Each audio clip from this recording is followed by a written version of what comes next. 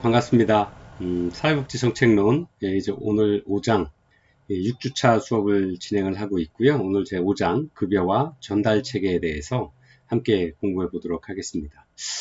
이제 저희가 이제 6주차 수업을 녹음을 하면 7주차에 아마 이제 중간고사를 진행을 하게 될 텐데요. 아마 10월 셋째 주가 이제 될 것입니다. 그러면 여러분들하고 그동안 수업을 진행을 해오면서 진행을 해왔던 다양한 어떤 수업들 중에서 이전까지 공부해왔던 부분에 대해서 이제 시험 문제를 좀 작성을 해보려고 준비를 하고 있고요. 또 시험 문제는 되도록이면 여러분들이 이제 그 공정성과 객관성을 갖기 위해서 우리 사회복지사 시험 보는 양식대로 해서 여러 가지 형식으로 좀 준비를 해보려고 계획을 하고 있습니다. 그래서 기존의 사회복지사 1급 기출문제도 좀 참고를 하고 정책론에서의 기출문제도 참고를 좀 할 예정이고요. 그 다음에 우리 교재에서 공부를 해왔던 것들 중에서 아주 중요한 항목들에 대해서는 또 그리고 꼭 여러분들이 알고 이해하고 넘어가야 될 부분에 대해서는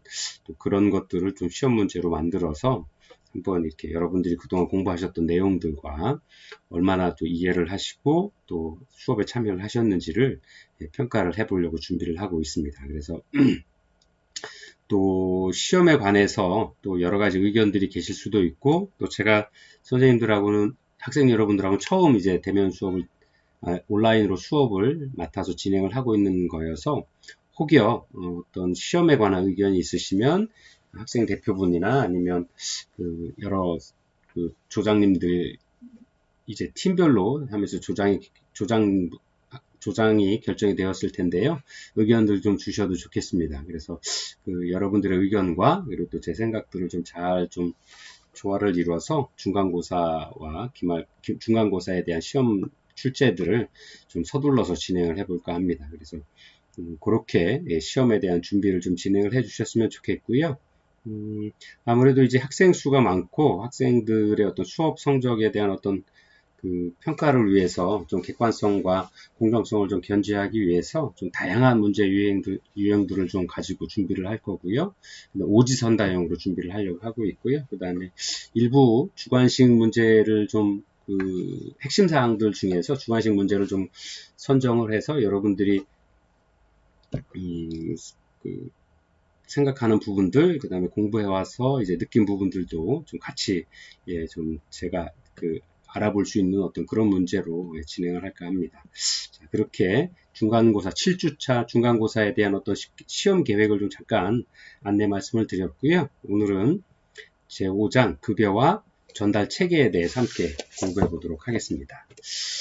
자, 급여와 전달 체계는 첫째 목차로는 이제 사회복지 급여가 어떤 종류가 있는지, 또 어떤 것들을 급여로서 선정을 하고 있는지, 그 다음에 두 번째 전달 체계에서도 사회복지에 대한 전달 체계, 전달 시스템을 한번 어떤 형태로 이루어지고 있는지 여러 가지 사항들을 좀 들어가면서 같이 한번 보도록 하겠습니다. 자, 우리가 보통 이제 사회복지의 급여라고 이야기를 하는데요. 보통 우리가 급여라고 하면 어떤 게 생각이 나실까요? 여러분들은 아직은 학생이시고 또 학생이시면서도 아르바이트도 해보셨을 거고 여러 가지 사회 경험을 해보셨을 건데요. 보통은 이제 우리가 현금을 일정 기간에 자기의 어떤 노동의 아니면 수고의 어떤 대가로서 지급받는 것들을 이제 급여다라고 보통 생각을 하실 수 있고 일상의 사회에서는 그런 형식으로 제공되는 어떤 재화나 재물들이 바로 급여의 어떤 한 가지 형태로서 일상에서 우리가 만나볼 수 있는 어떤 급여의 형태가 아닌가 생각을 합니다. 자, 그러면 우리가 공부하고 있는 사회복지에서의 급여라고 하는 그 의미가 무엇일까요? 사회복지 급여라고 하는 것은 사회복지 정책의 선택 결과 그것을 무엇을 사회복지 대상자에게 전달할 것인가 하는 문제에 대한 것이 바로 사회복지 급여다라고 이야기를 할 수 있을 것 같습니다. 그래서 결국에는 사회복지 급여라고 하는 것은 사회복지 정책 결정의 최후 산출물이다. 그리고 사회복지 정책을 통해서 달성하려고 하는 정책 목표에 따라서 그 전달되는 급여의 형태나 내용 그리고 급여의 수준이 결정될 수 있다라고 말씀드릴 수 있을 것 같습니다. 그래서 사회복지 급여는 바로 사회복지 서비스다. 그래서 그 사회복지 서비스가 현물로 줄 거냐, 뭐 현금으로 주어질 거냐, 아니면 다양한 형태의 어떤 서비스의 형태를 가지게 될 것이고요. 또 그 내용도 다양해질 것입니다. 그리고 그 수준도 다양한 방법으로, 다양한 형태의, 다양한 수준의, 또 다양한 내용으로 사회복지 서비스가 전달이 될 거라고 보여지고요. 또 사회복지 정책의 가치 지향이 무엇인가, 아니면 지역적인 특성에 따라서, 아니면 국가의 어떤 특성에 따라서, 아니면 지역사회에서의 어떤 그 지역사회 구성원들의 욕구 수준에 따라서 또 사회복지 정책에 지향하고자 하는 가치의 어떤 목적이 어디냐, 방향이 어디냐에 따라서 다양한 형태로 달라지기도 할 수 있습니다. 그래서 일반적으로 그 사회복지 급여는 사회복지 정책이 가지는 방향에 따라서 달라지고 다양성을 가지고 있다라는 것이 좀 큰 특징이다 라고 설명을 드릴 수 있을 것 같습니다. 자, 그래서 사회복지의 좀 급여의 유형들을 좀 이제 한번 들어볼까, 같이 한번 공부해 볼까 하는데요. 전통적으로 급여에 대한 부분들은 현금으로 주실 거냐, 아니면 실제 필요한 물품으로, 즉 현물로서 급여를 제공해 줄 것이냐 하는 것에 대한 논쟁이 아주 전통적으로 오랫동안 지속되어 왔습니다. 그래서 그 아주 중요한 논쟁거리로 지금까지 또 이어져 오고 있는데요. 자, 현물급여, 그 다음에 현금급여라고 하는 것들의 어떤 특성을 좀 보면, 현물급여라고 하는 것은 어떤 물건을 생산을 하는 것이다 보니까 이걸 계획적으로 아주 대량 생산으로 하다 보면 생산 비용이 현금 급여에 비해서는 좀 생산 비용을 절감할 수 있는 어떤 특징들을 좀 가지고 있다라고 이야기를 할 수 있습니다. 그래서 사회 정책의 목표 달성에 있어서는 현금 급여에 비해서는 조금 더 상대적으로 효과적일 수 있다라고 설명을 많이들 하고 있습니다. 예를 좀 들자면, 보통의 이제 일반 가정의, 저소득층 가정의 아이들에 대한 아동 수당이나 아니면 현금성 어떤 수당들을 좀 지급을 하게 되면, 그것이 보통 받아서 가지게 되신 분들이 아동에 대한 부분들의 서비스이기는 하지만, 가장 세대주나 가구주가 그것을 받을 수 있기 때문에, 그것이 실제로는 아동을 위해서 쓰여지는 부분도 물론 있겠지만, 가구의 어떤 소비 패턴이나 어떤 가구에서 우선 필요한 부분들을 먼저 현금으로 사용을 하게 되는 어떤 그런 원래 목적과는 다른 목적에 사용되는 경우들을 좀 보여질 수 있습니다. 그래서 그런 문제들 때문에 많은 사회복지 정책에 있어서 아동수당에 대한 부분들에 대한 고민들이 공통적으로 좀 존재해 왔었는데요. 그래서 저소득층 아동에게 그 주어진 현물 사회복지 서비스 급여가 제대로 쓰여질 수 있도록 하기 위해서 현금보다는 현물로서 급여를 지급하는 경우들이 종종 보여질 수 있습니다. 그래서 그러한 경우에 있어서 바로 현금 급여에 비해서는 좀 더 효과적일 수 있다라고 설명을 드릴 수 있게 되는 거죠. 그래서 아동에 대한 아동수당이 가계비용으로 사용되거나 아동복지 증진에 사용된다는 점을 확증하기 어렵기 때문에 직접 필요한 현물들을 지급을 하는 방법을 제공함으로써 아동을 양육하는 가정의 아동복지 증진을 위한 어떤 정책 목표를, 또 정책 서비스의 정책 급여의 목표를 좀 정확히 효과적으로 달성할 수 있다 하는 것에서 그런 어떤 현물 급여의 장점들을 설명해 드릴 수가 있습니다. 그래서 그러나 좀 어려운 부분들로 좀 반대적인 어떤 급부를 좀 따져보자라 그러면, 사회복지 급여의 핵심은 대단히 많은 부분들이 심리사회적이고 또 전문 기술을 요하는 어떤 그런 부분들이다라는 것도 특성을 가지고 있지요. 그래서 보통의 현물이나 현금이나 현물 급여를 지급하는 부분들을 제하더라도, 예를 들어서 사례관리 사업을 한다라거나, 아니면 필요한 어떤 그 청장년층들에게 취업훈련을 시켜준다거나, 아니면 복지 상담들을 해야 된다라는 그런 부분들에 있어서는 굉장히 표준화되는 부분들이 어렵죠. 왜냐하면 굉장히 심리사회적이고 그 클라이언트 개개인들의 욕구나 그 처한 위기 사항들이 아주 다양하고 복잡하기 때문에, 그런 것들을 어떻게 표준화시켜서 비용이 얼마가 들 거다, 그 다음에 그 비용을 사회복지 서비스 비용들을, 사회복지 급여의 비용을 전달하는 비용들이 얼마다라는 것들을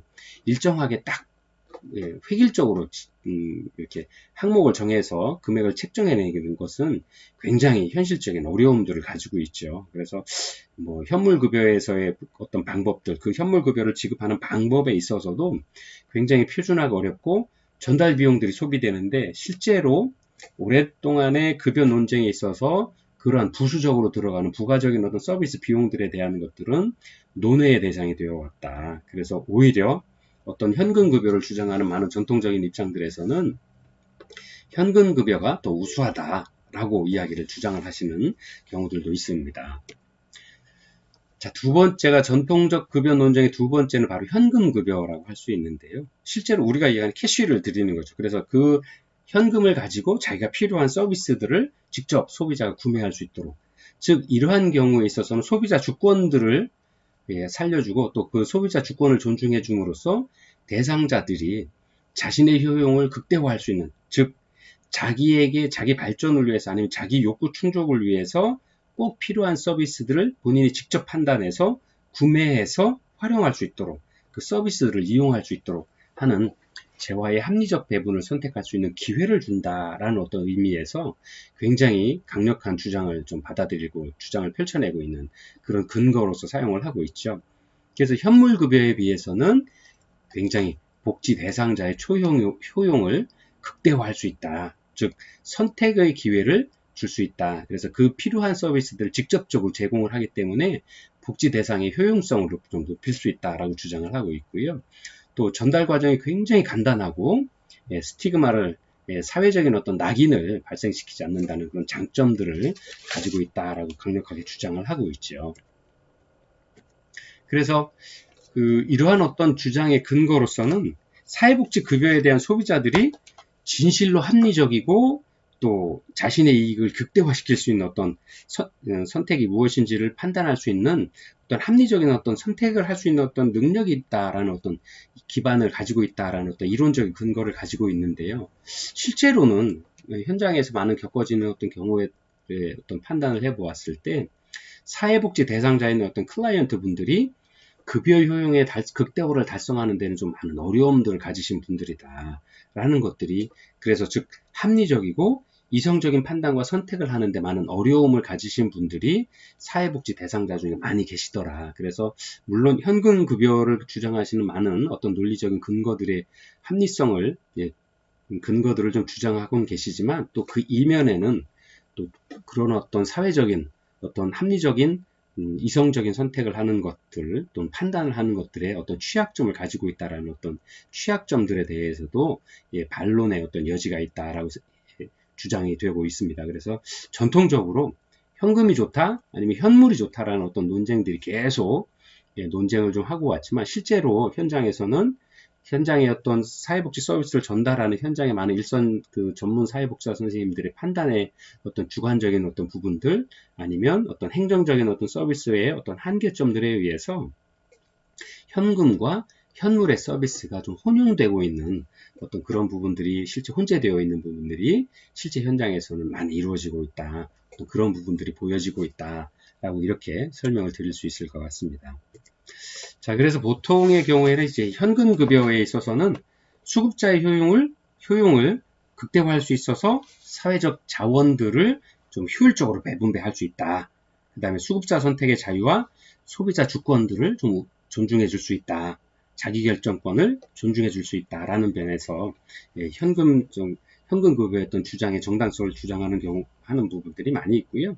현물급여에 있어서는 아까 잠깐 보셨던 것처럼 욕구를 가진 자의 선별성과 또 집중급여 제공으로 인한 정책의 목표 달성 및 효율성 증진, 또 소비자의 합리적인 선택의 한계와 사회 전체의 효용성을 강조하는 부분, 그리고 효과가 아까 아동수당에서 잠깐 사례로 보기 설명을 드렸던 것처럼 정치적인 측면에서 선호되고 또 관료적인 차원에서 또 물품을 나눠주는 물품 평등주의 차원에서 강력하게 좀 주장이 되고 있는 부분들의 하나다라고 말씀을 드릴 수 있겠습니다. 자, 그러면 이렇게 현금급여냐 현물급여냐를 떠나서 또 사회복지의 어떤 유형들은 또 어떤 게 있느냐라는 것 좀 볼 수가 있을 것 같은데요. 그 두 번째 복지 유형이 이제 길버트 등이 주장한 급여의 유형입니다. 그래서 현물급여, 현금급여의 선택 논쟁은 아주 장기간 전통적으로 이어져 왔지만 매우 애매하고 상대적인 가치의 선택과 판단에 관련된 어떤 정책 분석의 새로운 기준들이 변화되는 사회의 흐름에 맞춰서 현물이냐 현금이냐 꼭 두 가지만 제공되는 서비스 형태로 주장될 것이 아니라 다양한 어떤 사회복지 정책의 급여들이 제공되어 왔고 개발되어 와서 제공되고 있다라는 것들입니다. 그래서 뭐 기회라든가 또 여러 가지 서비스라든가 또 권력이라든가 아니면 신용에 관한 문제들 이러한 다양한 형태의 사회복지 서비스가 개발이 되고 그런 것들이 실천이 되어 오면서 이러한 것들에 대한 급여 유형들을 좀 더 폭넓게 바라보는 어떤 시각들이 발전되어 왔고요. 또 그러한 것들 학자들이 급여의 유형들을 좀 많이 새로운 분석 기준으로 설명을 해 오고 있습니다. 그래서 그 첫 번째가 기회입니다. opportunity라고 하는 기회는 의도한 목표를 달성하기 위해서 주어지는 환경을 의미합니다. 그래서 쉽게 말씀을 좀 드리면 직접적인 사회적 급여의 형태와 비교해서 가장 애매하고 추상적이기는 하지만 시민권이나 예외적인 기회를 제공하는 것들 그런 어떤 환경들을 통해서 어떤 여러 가지 분야, 즉 간접급여를 통한 고용이나 교육 등의 분야에서 아주 굉장히 폭넓게 많이 사용되어 가고 있다 하는 겁니다. 예를 들어 좀 설명을 드린다 그러면 공무원 시험에 제대군인에게 가산점을 준다든지 아니면 국가유공자에게 어떤 다양한 어떤 그 혜택들, 사회복지 혜택들을 줌으로써 뭐 장애를 가졌다거나 아니면 상대적으로 군에서 오랫동안 근무하신 분들에게 어떤 그분들이 그 국가를 위해 공헌한 부분에 합당하도록 다양한 어떤 사회복지 급여의 형태를 좀 제공을 해주는 것들이 있죠. 그 다음에 소수민족 출신 학생들에게 입학 정원을 따로 배정한다거나 하는 이런 부분들. 그 다음에 우리 학교의 사회복지에도 이제 한마음센터라 그래서 북한에서 오신 분들이나 아니면 다문화 가족분들 중에서 입학하신 분들이 수업을 하고 계신데요. 그런 분들에 대해서는 또 다양한 어떤 사회복지 급여라든가 아니면 교육에 있어서의 혜택들을 제공을 하고 있습니다. 그래서 그러한 것들이 바로 이제 사회복지 급여에 있어서 설명해 드릴 수 있는 것은 뭐냐? 급여의 유형의 기회다라는 급여로 평가할 수 있다. 이렇게 정리해서 말씀드릴 수 있겠습니다. 그래서 사회복지 정책의 목표상 사회복지 대상자의 의존성을 좀 없애줄 수 있고 또 자립을 배양한다라고 하는 점에서 기회의 급여는 매우 효용 가치가 높은 급여로 평가받고 있다라고 이렇게 설명을 드릴 수 있습니다. 자, 두 번째가 서비스인데요.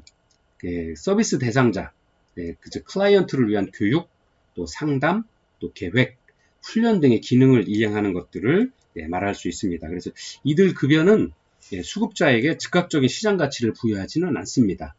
그렇죠. 교육을 받거나 상담을 받는다 그래서 즉각적인 어떤 효과가 나온다고는 하는 건 아니죠. 그렇지만 서비스 급여라고 하는 것은 기회와 마찬가지로 사회복지 대상자의 자립과 자활을 가능하게 하는 중요한 급여로 평가될 수 있고 또 스스로의 어떤 기능들 아니면 역량이나 역량 강화를 통해서 또는 자기 결정권의 어떤 자기 결정에 대한 권한들을 좀 강화시킴으로써 어떤 새로운 그들의 자활이나 자립과 그런 자활들을 가능하게 하는 서비스로 아주 중요한 어떤 분야로서의 급여의 형태로서 활용되고 있다라고 이렇게 설명을 드릴 수 있겠습니다. 세 번째가 현물로 구별을 하고 있는데요. 아까 말씀드린 것 전통적인 어떤 그 사회복지 급여의 유형 중에서 현물과 여기 현금에 관한 부분들로서 설명이 될 수 있겠습니다. 그래서 현물이라고 하는 것은 어떤 구체적인 재화나 상품들을 이야기를 한다라고 말씀을 드릴 수 있겠습니다. 그래서 식품이나 의복 또는 주택 등 구체적인 상품들을 말씀드릴 수 있을 것 같습니다. 그래서 이러한 것들이 현물급여의 또 다른 어떤 단점들은 어떤 이러한 것들을 요즘 같은 시기에는 이제 뭐 벼룩시장이나 아니면 다양한 형태로 현금화할 수 있는 어떤 방법들로서 어떤 서비스를 전달 과정에서 선택 과정에서 좀 그 실천 현장에서 조금 더 주의해야 될 사항들로 또 하나에 보여줄 수 있는데요. 양도성이 크다라고 말씀을 드릴 수 있겠죠. 그래서 목표에 대한 어떤 부분들이 그 욕구 충족에 대해서 좀 효과적으로 전달할 수 있는 방법들에 대한 고민들이 현물급여냐, 현금급여냐 하는 부분들에 있어서 좀 선택에 어떤 고민들에 좀 돼야 될 부분들이 많다라고 설명을 드릴 수가 있겠습니다. 그래서 현물급여라고 하는 것은 이런 관점에서 사회복지 대상자들을 좀 특정한 방향으로 몰아가는 또 사회 통제적인 의미를 좀 가지고 있다, 동시에 가진다라고 이렇게 또 설명을 드릴 수 있습니다. 이어서 그냥 현금을 먼저 할까요? 다섯 번째, 현금에 대한 어떤 급여 유형들은요, 보편적인 어떤 교환 가치를 제공을 하게 되는 거죠. 그래서 공공 구조를 통한 어떤 현금을 제공한다나, 또는 아동들에 대한 수당, 현금을 제공한다나, 또 사회보험으로 어떤 여러 다양한 형태의 현금 급여가 제공이 되고 있죠. 그래서 이러한 현금 제공에 관한 부분들에 있어서는 개인적인 여건과 또 국가 사회적인 상황에 따라서 다양한 선택의 방법들로 제공이 되고 있다라고 이렇게 설명을 드릴 수 있습니다. 네 번째 유형이 바로 신용인데요. 크레딧이라고 하는 부분들인데, 보통 세금 공제나 물품 및 서비스를 구매할 수 있는 증서, 우리가 보통 바우처라고 말들을 하고 있죠. 그래서 실제로는 저희 사회복지 현장에서도 증서란 말보다는 보통 바우처란 말들이 통상적으로 많이 쓰여지고 있습니다. 그래서 이러한 세금 공제나 서비스를 이용할 수 있는 어떤 증서, 바우처의 형태로서 제공되고 있는 급여가 바로 신용이다라고 말씀을 좀 드릴 수 있고요.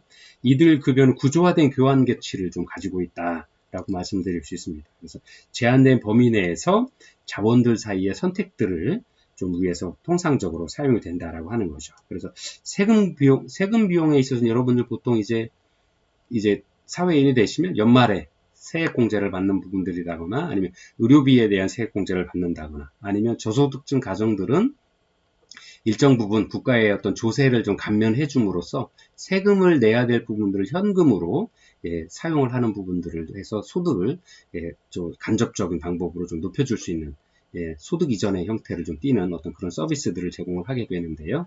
그러한 방법이 바로 이제 우리가 사회복지 급여의 유형에서 신용이다라고 말씀을 드릴 수 있는 겁니다. 그래서 이 신용에 관한 부분들은 선택의 자유가 굉장히 다른 어떤 사회복지 급여의 유형보다는 선택의 자유가 굉장히 많다라고 설명을 드릴 수 있습니다. 그래서 특히나 증서라고 하는 것들이 요새 사회 현장에서 많이 사용되고 있는데요.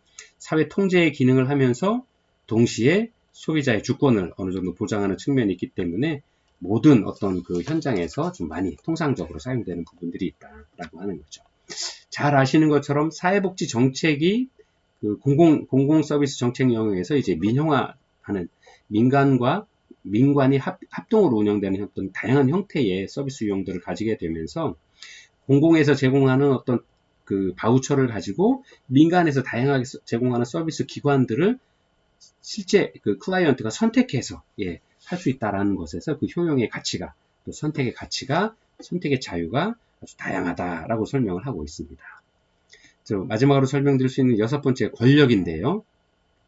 권력이라고 하는 힘이라고 할 수 있는데, 재화와 서비스를 얻거나 통제할 수 있는 영향력을 제공하는 것입니다. 그래서 보통 이제 클라이언트 집단, 어떤 다양한 사회에서의 어떤 이슈, 아니면 사회의 어떤 복지 정책들을 형성하는 과정들이거나, 아니면 어젠다를 어떤 풀어가기 위한 어떤 다양한 방법들을 만들 때 어떤 그러한 위원회나 집단의 클라이언트들이, 아니면 사회적인 약자나 아니면 소수 집단들이 위원으로서 참여할 수 있도록 하는 어떤 이런 다양한 방법들을 통해서 그러한 어떤 권력의 어떤 급여를 준다라고 할 수 있겠습니다. 그래서 물품과 자원에 대한 통제력을 지금 재분배하는 것과 연관되어서 종종 빈민이나 클라이언트 및 다른 사회적 약자 집단의 대표자들을 사회복지 관련 기관의 이사로 선임하는 정책을 통해서 추구하지는 방향들을 좀 많이 볼 수 있게 됩니다. 그래서 예컨대 예를 들자면 미국에서는 지역사회 운동기관이나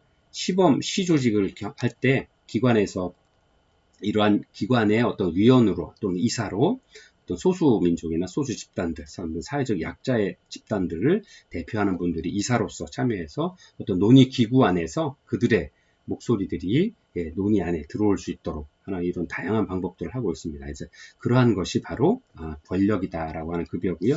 이러한 그 권력급여라고 하는 것은 현금이나 신용급여와 똑같은 방식으로 쓰이지는 않지만 물품이나 서비스, 또 기회와 같은 사회적 급여 형태보다도 더욱 폭넓은 공동의 사회 경제적 선택의 여지를 제공해 준다라고 볼 수 있습니다. 그래서 좀 더 넓은 의미에서 어떤 정책들을 만들거나 어떤 방향을 정할 때 그 정책 방향성 아니면 정책의 어떤 정책을 어떤 결정하는 과정에서 의견들을 제시할 수 있기 때문에 좀 더 넓은 의미에서 좀 선택의 여지를 좀 가지고 있다. 그래서 권력급여라고 하는 것은 그래서 유동적인 교환 가치를 가진다라고 이렇게도 설명을 드릴 수 있습니다. 자, 이어서 이제 그 최저생계 보통 이제 급여 유형 중에서 다시 한번 정리하면 보통 현금급여, 현물급여, 바우처, 기회, 권력 등 이런 것들을 주는데 이런 사례들을 좀 쉽게 이해하실 수 있죠. 현금급여는 기초생활보장제도에서의 급여 문제, 국민연금에서의 노령연금 이러한 현금들을 줄 수 있는 것들. 현물급여는 의무교육이라든가 국민건강보험에서의 급여를 제공해줘서 뭐 예를 들어 1년에 한 번씩 건강검진을 무료로 할 수 있다라든가 하는 이런 것들이 바로 현물급여가 될 수 있죠. 또 서비스 이용권은 우리가 바우처라고 하는 아까 부분들, 증서라고 하는 부분들, 신용에 관한 부분들에 대한 급여 유형이다라고 설명을 드렸죠. 기회에 관한 부분들, 또 권력에 관한 부분들, 각종 위원회에 참여하는 어떤 방향들이 이런 다양한 방식의 급여로서 제공이 되고 있다라고 설명을 드릴 수 있습니다. 그리고 교재에는 나와 있지 않지만 또 복지급여의 유형이 이렇게 첫 번째 법적인 유형, 그래서 법정급여다라고 설명을 드리고 있고요. 두 번째가 부가급여라고 설명을 드릴 수 있고, 세 번째가 임의급여다라고 해서 세 가지의 형태로 법적인 유형에서의 급여를 하고 있다라고 설명을 드리는데요. 첫 번째 법정급여라고 하는 것은 말 그대로 법률에서 일정한 요건을 가진 이들에게 제공되는 급여가 바로 이제 법정급여다라고 설명을 드릴 수 있습니다. 그래서 급여의 내용이나 수준, 또 수급기관 등이 법률적인 어떤 근거를 가지고 정해진다라고 할 수 있습니다. 그래서 보통의 우리가 그 사회복지 정책을 통해서 제공된 아까 말씀드린 현금급여에서 이야기되고 있는 국민기초생활보장제도라든가 국민연금이라든가 이런 사회복지 정책, 사회보험이나 어떤 사회복지 정책의 어떤 법에 의해서 제공되는 대부분의 급여가 바로 법정급여의 형태를 띠고 있고요. 두 번째 부가급여라고 하는 것은 법정급여만으로는 해결하기 어려운 특별한 상황에 그럴 때 제공되는 건데요. 국민연금 수급자에게 지급되는 부양가족의 연금. 그래서 부가급여라고 해서 꼭 법률적인 근거가 없는 것은 아닙니다만 이러한 다양한 어떤 방법으로 법정급여만으로는 해결하기 어려운 부분들을 좀 해결하기 위한 방법으로 제공되는 것이 바로 부가급여다라고 설명을 드릴 수 있고요. 임의급여라고 하는 것은 급여를 제공하는 곳의 상황에 따라서 임의적으로, 즉 법률에는 없지만 그 기관의 상황에 따라 줄 수 있는 것이 바로 국민건강보험제도에서 이야기하는 장제비 또는 본인부담, 보상금 등을 의미할 수 있습니다. 그래서 임의급여에 대한 근거는 법률로 정하기도 하지만 실제 제공 여부에 대해서는 대체로 정해놓지 않고 있다. 그래서 법적인 유형에서 이제 법정급여와 부가급여 그리고 임의급여 이렇게 세 가지로도 사회복지급여의 유형을 구분하고 있다라고 이렇게 설명을 드릴 수 있습니다. 자, 여기까지 설명을 드리고요. 2교시에 이어서 최저생계비 또 사회복지급여에 대해서 함께 공부해 보도록 하겠습니다.